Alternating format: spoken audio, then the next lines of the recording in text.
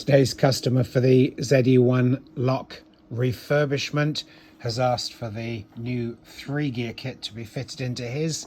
It's exactly the same process as I show elsewhere on my channel for the 2-gear, but I will show you how these look when they're fully built, and if there's any little tips and tricks that make the difference, I'll show you those as we're heading through too.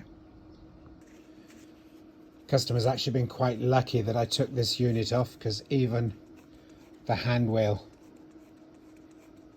doesn't engage or withdraw the pin, which is very lucky. It means that it's failed in the fully open position.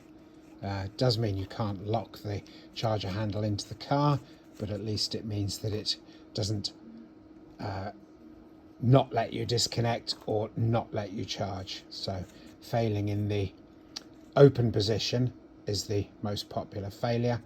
I had one customer the other day who'd actually unplugged his while it was in the car.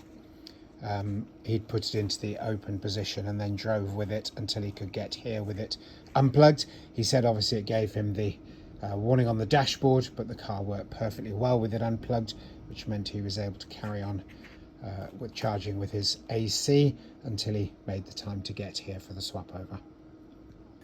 This one's very typical failure. You can just see here the split where the axle has broken. The other common failure that I see is that the ends of these axles can break off. It's always important when you're taking these old ones out to make sure there's no bits of any teeth or bits of swarf left inside, which will obviously jam up the new mechanism pronto.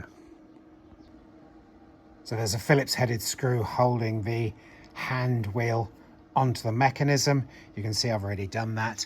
The kit comes with new screws in it as well as the grease, so all is good, ready for the rebuild.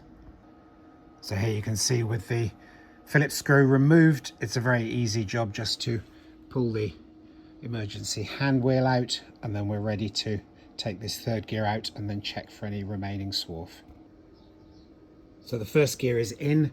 There's a square shaped end to the hand wheel which you have to line up before you refit it, but just to make sure we're 100% good, I'm going to just put a dab of grease onto the weatherproof seal here as well, and then once the hand wheel is refitted I can just pop the Phillips screw back in, the new screw, and that's very much the same as all the other 2-gear ones to then finish rebuilding. One little nicety that I like to do on these, just because they can be a little bit tight sometimes, is just to polish the very ends of the axles on this middle gear. You can see it's missing from in there, otherwise it can just be a little bit tight in the housing. It's just down to the anomalies of 3D printing, but yeah, a little polish up takes the rough edges off, makes it run much smoother. And there we go, polished up the axles, used all the grease on all the axle pivots and on the actual teeth of the gears as well.